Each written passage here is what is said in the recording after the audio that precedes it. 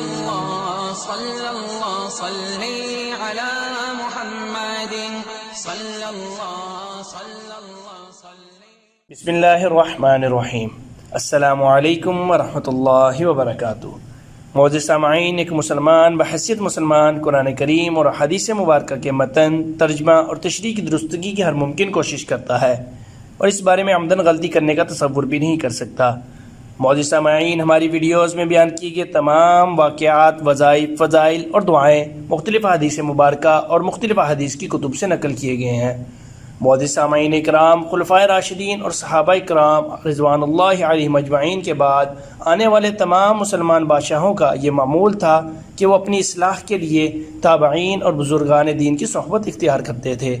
معزز سامعین اکرام، آج کی اس ویڈیو میں ہم آپ کے سامنے خلافت امویہ کے 7ویں خلیفہ سلمان بن عبد الملک اور ابو حازم تابعی رحمہ اللہ کے درمیان مکالمے کا ذکر کریں گے. معزز سامعین، ایک مرتبہ سلمان بن عبد الملک مدینہ طیبہ پہنچے اور چند روز قیام کیا تو لوگوں سے دریافت کیا کہ مدینہ طیبہ میں اب بھی کوئی ایسا آدمی موجود ہے جس نے کسی صحابی کی صحبت پائی ہو. لوگوں نے بتلایا، ہاں، ابو حازم ایسے شخص ہیں. سلمان نے اپنا آدمی بھیج کر ان کو بلوا لیا. جب وہ تشریف لائے تو سلمان نے کہا کہ اے ابو حازم، یہ کیا بے مروتی اور بے وفائی ہے؟ ابو حازم نے کہا، آپ نے میری کیا بے مروتی اور بے وفائی دیکھی؟ سلمان نے کہا کہ مدینہ کے سب مشہور لوگ مجھ سے ملنے آئے، آپ نہیں آئے. ابو حازم نے کہا، امیر المؤمنین، میں آپ کو اللہ کی پناہ میں دیتا ہوں اس سے کہ آپ کوئی ایسی بات کہیں جو واقعہ کے خلاف ہے. آج سے پہلے نہ آپ مجھ سے واقف تھے اور نہ میں نے کبھی آپ کو دیکھا تھا. ایسے حالات میں خود ملاقات کے لیے آنے کا سوال ہی پیدا نہیں ہوتا. بے وفائی کیسی؟ سلمان نے جواب سن کر ابن شہاب زہری اور حاضرین مجلس کی طرف التفات کیا تو امام زہری رحمہ اللہ نے فرمایا کہ ابو حازم نے صحیح فرمایا، آپ نے غلطی کی ہے. اس کے بعد سلمان نے روئے سخن بدل کر کچھ سوالات شروع کیے اور کہا، اے ابو حازم، یہ کیا بات ہے کہ ہم موت سے گھبراتے ہیں؟ آپ نے فرمایا، وجہ یہ ہے کہ آپ نے اپنی آخرت کو ویران اور دنیا کو آباد کیا ہے، اس لیے آبادی سے ویرانہ میں جانا پسند نہیں. سلیمان نے تسلیم کیا اور پوچھا کہ کل اللہ تعالیٰ کے سامنے حاضری کیسے ہوگی؟ فرمایا کہ نیک عمل کرنے والا تو اللہ تعالیٰ کے سامنے اس طرح جائے گا جیسے کوئی مسافر سفر سے واپس اپنے گھر والوں کے پاس جاتا ہے، اور برے عمل کرنے والا اس طرح پیش ہوگا جیسے کوئی بھاگا ہوا غلام پکڑ کر آقا کے پاس حاضر کیا جائے. سلمان یہ سن کر رو پڑے اور کہنے لگے، کاش ہمیں معلوم ہوتا کہ اللہ تعالیٰ نے ہمارے لیے کیا صورت تجویز کر رکھی ہے. ابو حازم نے فرمایا کہ اپنے اعمال کو اللہ کی کتاب پر پیش کرو تو پتہ لگ جائے گا. سلمان نے دریافت کیا کہ قرآن کی کس آیت سے یہ پتہ لگے گا؟ فرمایا، ان الابرار لفی نعیم و ان الفجار لفی جحیم، یعنی بلا شبہ نیک عمل کرنے والے جنت کی نعمتوں میں ہے اور نافرمان گناہ شعار دوزخ میں. سلیمان نے کہا، اللہ تعالیٰ کی رحمت تو بڑی ہے، وہ بدکاروں پر بھی حاوی ہے. فرمایا، ان رحمت اللہ قریب من المحسنین، یعنی اللہ تعالیٰ کی رحمت نیک عمل کرنے والوں سے قریب ہے. سلیمان نے پوچھا، اے ابو حازم، اللہ کے بندوں میں سب سے زیادہ عزت والا کون ہے؟ فرمایا، وہ لوگ جو مروت اور عقل سلیم رکھتے ہیں. پھر پوچھا کہ کون سا عمل افضل ہے؟ تو فرمایا کہ فرائض و واجبات کی ادائیگی حرام چیزوں سے بچنے کے ساتھ.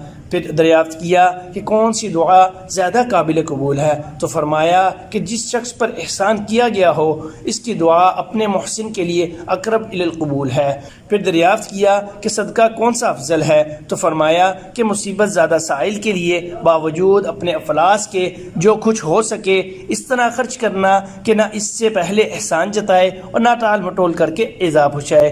پھر دریافت کیا کہ کلام کون سا افضل ہے؟ تو فرمایا کہ جس شخص سے تم کو خوف ہو یا جس سے تمہاری کوئی حاجت ہو اور امید وابستہ ہو اس کے سامنے بغیر کسی رو رعایت کے حق بات کہہ دینا.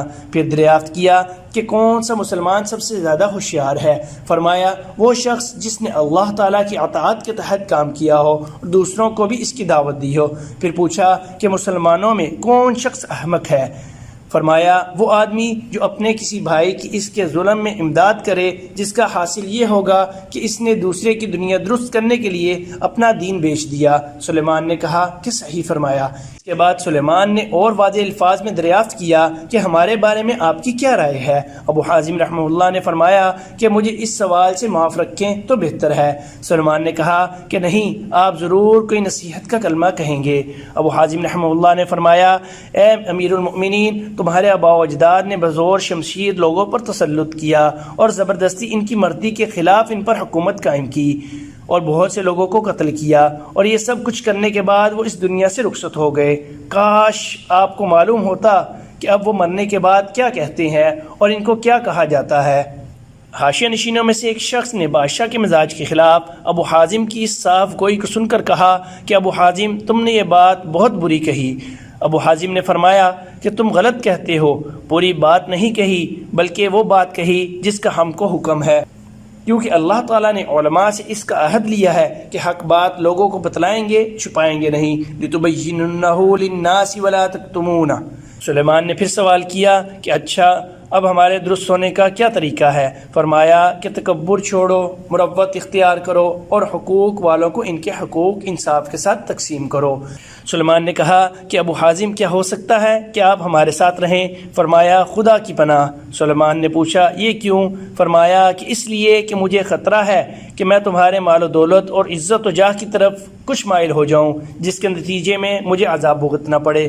پھر سلیمان نے کہا اچھا آپ کی حاجت ہو تو بتلائیے کہ ہم اس کو پورا کریں۔ فرمایا ہاں، ایک حاجت ہے کہ جہنم سے نجات دلا دو اور جنت میں داخل کر دو۔ سلیمان نے کہا کہ یہ تو میرے اختیار میں نہیں۔ فرمایا پھر مجھے آپ سے اور کوئی حاجت مطلوب نہیں۔ آخر میں سلیمان نے کہا کہ اچھا میرے لیے کوئی دعا کر دیجئے۔ تو ابو حازم رحمہ اللہ نے یہ دعا کی، یا اللہ اگر سلیمان آپ کا پسندیدہ ہے تو اس کے لیے دنیا و آخرت کی بہتری کو آسان بنا دے، اور اگر وہ آپ کا دشمن ہے تو اس کے بال پکڑ کر اپنی مرضی اور محبوب کاموں کی طرف لے آ۔ سلیمان نے کہا کہ مجھے کچھ وصیت فرما دیں۔ ارشاد فرمایا کہ مختصر یہ ہے کہ اپنے رب کی عزت و جلال اس درجہ میں رکھو کہ وہ تمہیں اس مقام پر نہ دیکھے جس سے منع کیا ہے، اور اس مقام سے غیر حاضر نہ پائے جس کی طرف اٹھنے کا حکم دیا ہے۔ سلیمان نے اس مجلس سے فارغ ہونے کے بعد 100 غنیاں بطور ہدیہ کے ابو حازم رحمہ اللہ کے پاس بھیجی۔